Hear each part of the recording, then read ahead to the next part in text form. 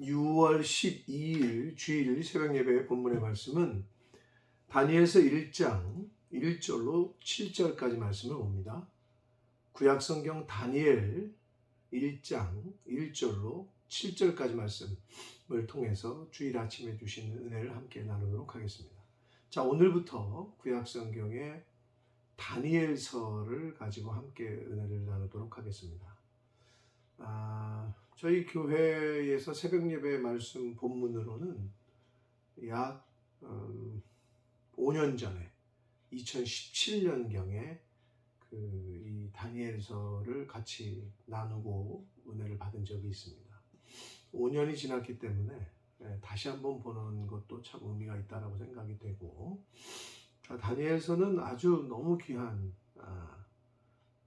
책입니다. 물론 성경 66권 전체가 다 귀하지만 다니엘서를 통해서는 특별히 우리가 또 은혜를 받을 수 있는 부분들이 많이 있고, 오늘부터 다니엘서의 말씀을 가지고 함께 은혜를 나눌 때 여러분 다니엘서를 통해서 하나님이 나에게 주시는 그 음성, 그 레마의 말씀을 잘 들을 수 있도록 마음의 문을 여시고 귀를 여시고 집중해서 함께 은혜를 나누도록 하겠습니다. 자, 다니엘서는 다니엘이라는 인물이 쓴 책입니다. 누구의 시대적으로는 어떤 시대였느냐? 북이스라엘이 아술에게 멸망당하고 근근히 버텨오던 남유다가 드디어 바벨론이라는 나라에 멸망을 당하게 됩니다.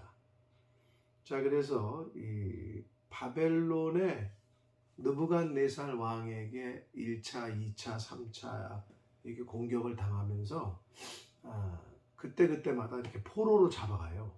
이 바벨론 느부갓네살 왕이 이렇게 포로로 잡아갑니다. 이제 그 다니엘은 1차 포로 때에 1차 포로 유수 때에 이제 끌려갔던 그러한 유다의 한 사람이었고, 그래서 기록 장소는 바벨론에서 기록이 된 거고요. 바벨론에서 포로 생활을 하던 유대인들, 이스라엘 백성들을 대상으로 쓴 글이라고 볼 수 있겠고, 뿐만 아니라 폭넓게는 바벨론과 바사에 있는 이방인들을 위해서도 이 글을 쓴 것으로, 수신자가 그렇게 포로로 끌려간 유대인들, 그리고 바벨론 안에 있는, 그리고 바벨론과 바사 이 이외의 지역에 있었던 유대인들을 위해서도 기록한 것으로 이 다니엘서를 수신자를 그렇게 볼 수 있습니다. 그리고 다니엘서의 양대 모티브라고 할 수 있는 것은 그 신앙 승리의 사건들이 나오고, 다니엘의 신앙, 또 다니엘의 세 친구들의 신앙, 이 승리의 사건, 이게 첫 번째 모티브고요. 두 번째는 종말론적인 묵시 문학의 형태를 띠고 있어요. 7장, 8장 가면은 이제 내 짐승에 대한 환상, 순양과 순년들, 염소에 대한 환상, 종말의 때에 일어날 일들에 대한 묵시와 환상과 계시에 대한 이야기를 쓰고 있기 때문에 이 다니엘서의 양대 모티브는 신앙 승리 사건, 그리고 종말론적인 묵시 문학, 이것이 다니엘서의 크게 두 축을 이루고 있는 근간, 그리고 모티브라고 할 수가 있겠습니다. 자, 아주 재미난 그 내용이죠. 재미있는 내용인데, 그리고 다니엘 너무나도 유명한 인물이고, 그러나 다니엘서 한 절 한 절, 한 장 한 장 이 주시는 교훈들이 있기 때문에 특별히 마음을 열고 귀를 열 때 나에게 특별히 주시는 은혜가 있을 줄 믿습니다.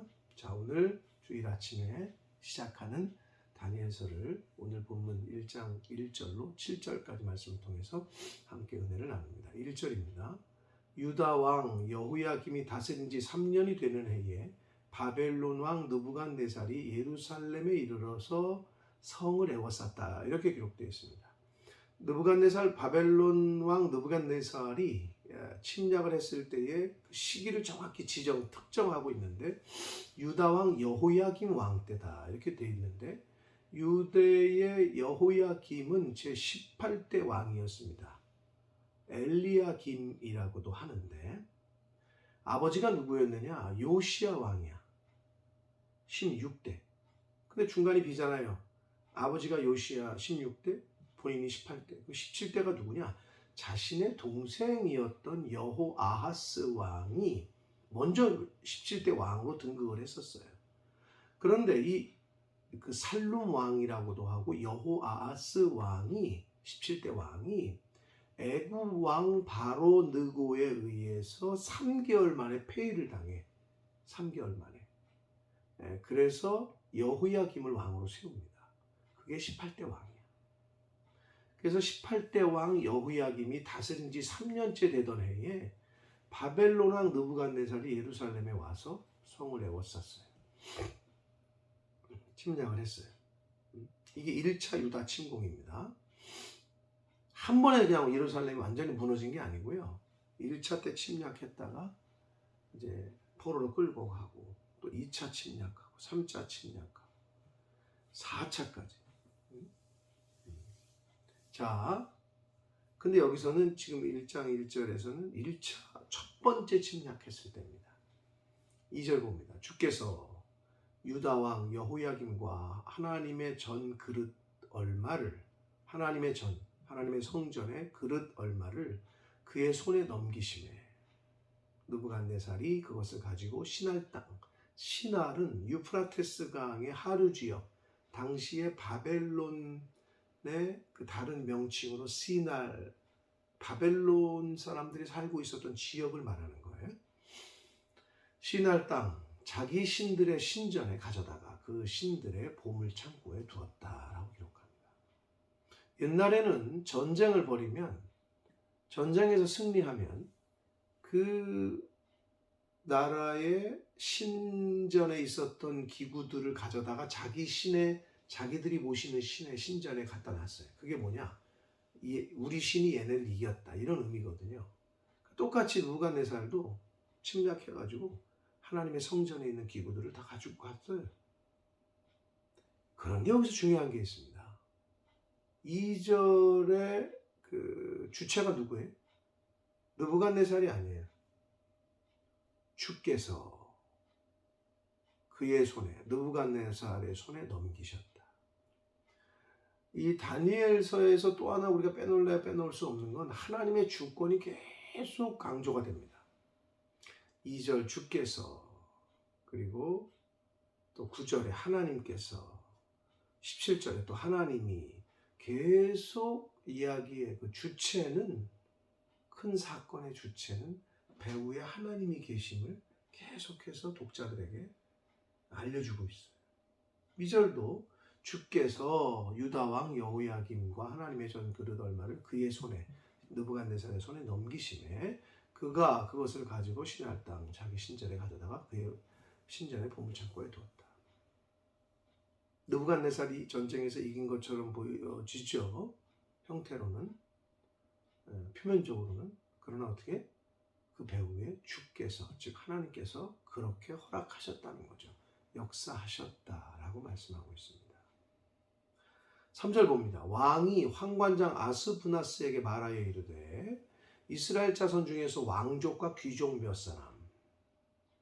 황관장은요, 국내 대신이라고도 다른 번역에서는 하고 있는데 어떻게 보면 그 왕의 측근 중에 한 사람이고 여러 가지 그 행정적인 업무와 의전 이런 거를 담당했던 나름 높은 고위 관직에 있던 사람인데 이 국내 대신에게 아스부나스라는 사람에게 이스라엘 자손 중에서 왕족과 귀족을 뽑아서 좀 바벨론의 학문과 언어와 이런 걸 가리키라고 이야기를 하는데 4절 보시면 흠이 없고 용모가 아름답고 모든 지혜가 있고 지식이 있고 학문에 익숙하고 왕궁에, 그래도 이 바벨론 왕궁에 설만한 사람들로 소년들을 데려오게 하였고 그들에게 갈대아 사람의 학문과 언어를 가르치게 했다라고 기록되어 있습니다.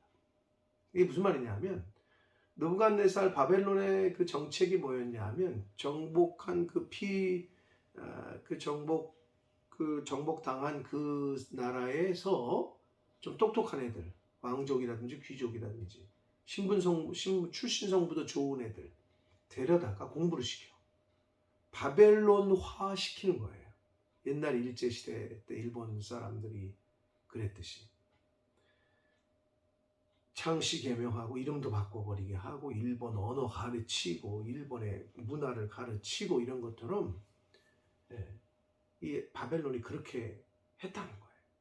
그때 끌려간 사람이 다니엘이고 그때 끌려간 사람이 사드락과 메삭과 아벳느고 다니엘의 세 친구라는 거예요.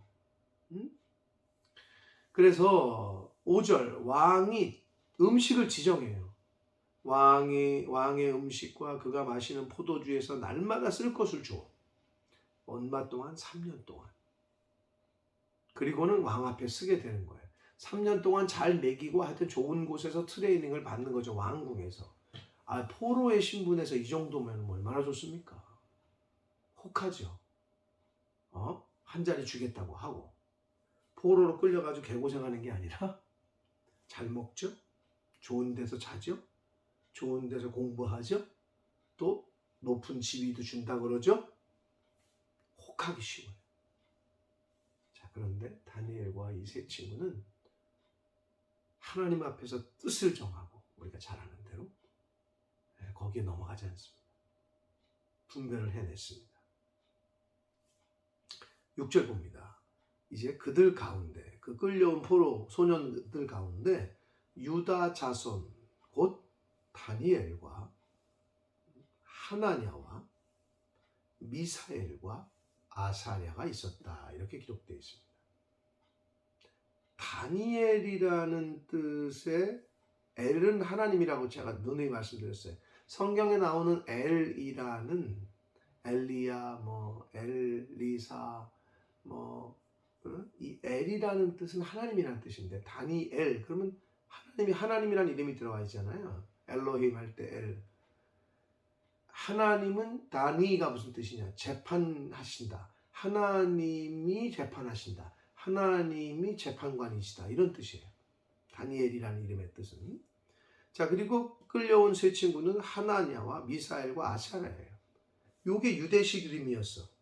그러니까 원래 본명이 다니엘, 하나냐, 아사랴, 미사엘 이렇게 이건데 황관장이 바벨론의 그 국내 대신이 그들의 이름을 고쳐요. 바꿔버려.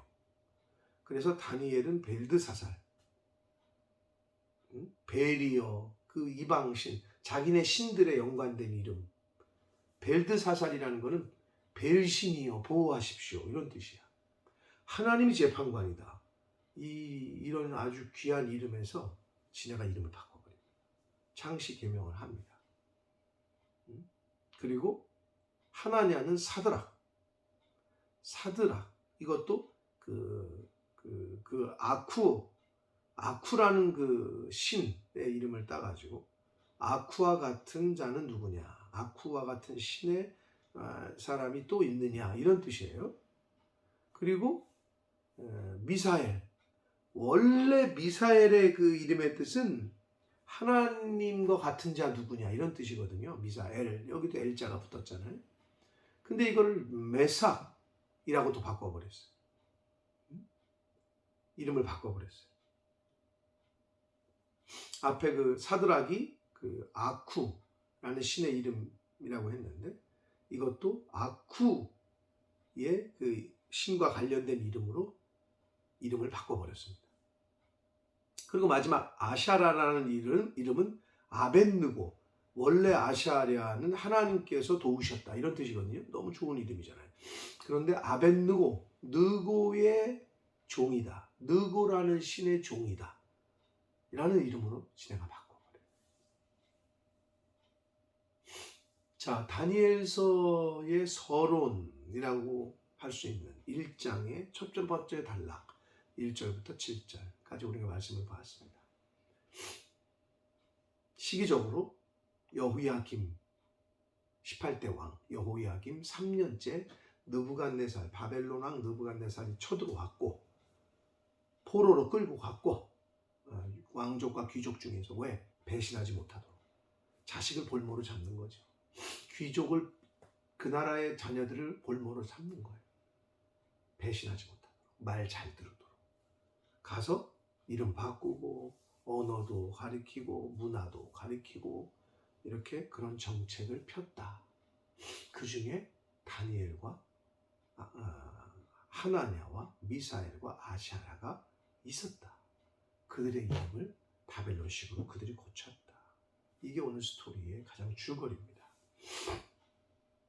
사랑하는 성도 여러분, 근데 오늘 이 본문 가운데서 우리가 놓치지 말아야 될 것은 처음에 얘기한 대로 느부갓네살 왕이 힘이 있어서, 바벨론이 힘이 있어서가 아니라 하나님께서 이스라엘을, 그 유다를 넘긴 거고 하나님께서 허락하셨기 때문에 하나님의 주권 하에서 되어진 일이다라는 거예요.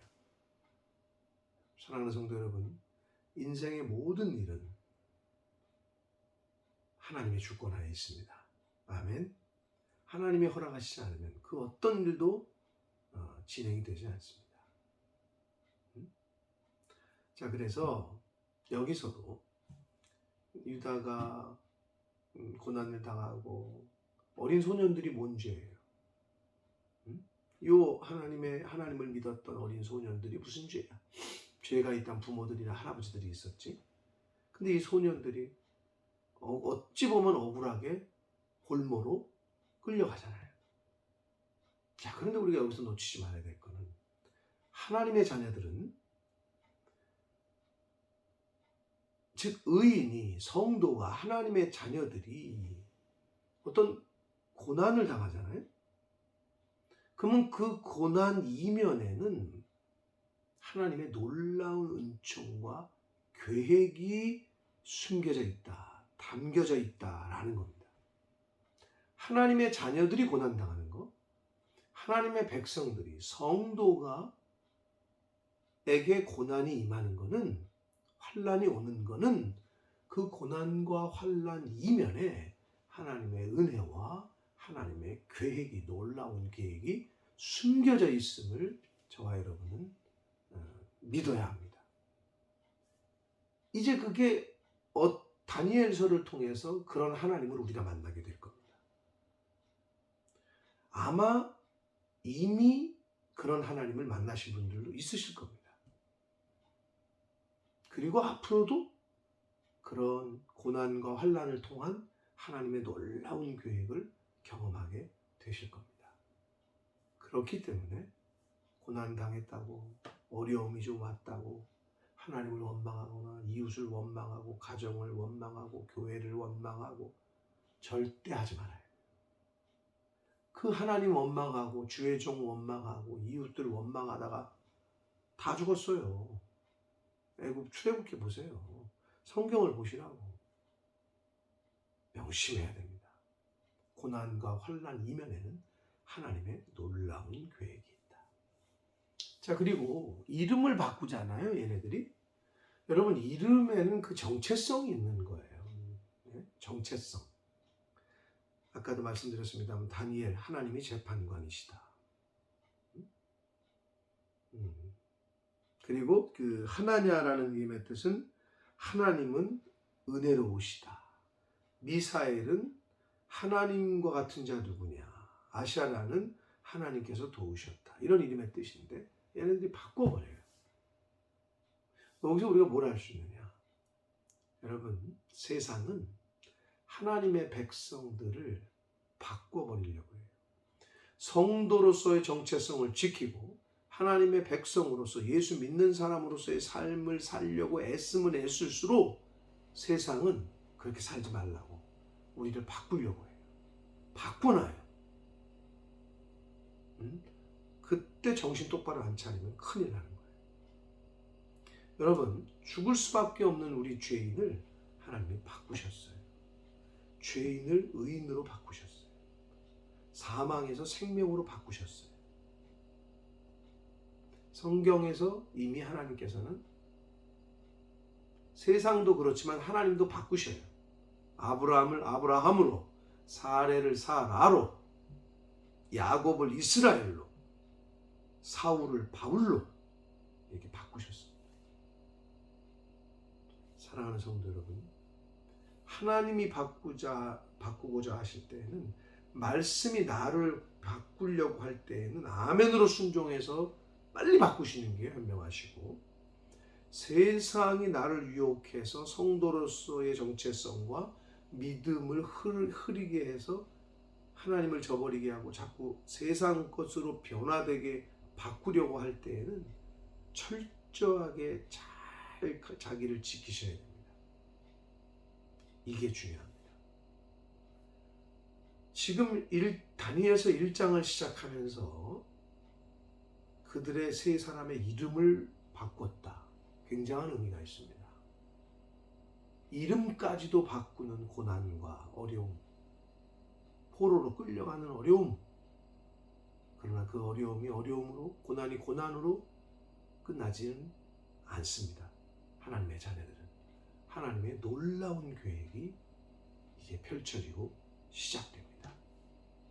다니엘서를 통해서 주시는 교훈들을 앞으로 계속 함께 은혜를 나누시기를 원합니다. 오늘 주신 말씀, 의인이 당하는 고난, 하나님의 자녀들이 당하는 고난에는 하나님의 놀라운 은혜와 은총이 예비되어 있고 계획되어져 있다. 이거를 확신하시고, 그리고 모든 인생의 주권은 하나님의 주권하에 있다. 하나님이 주께서 넘기셨다.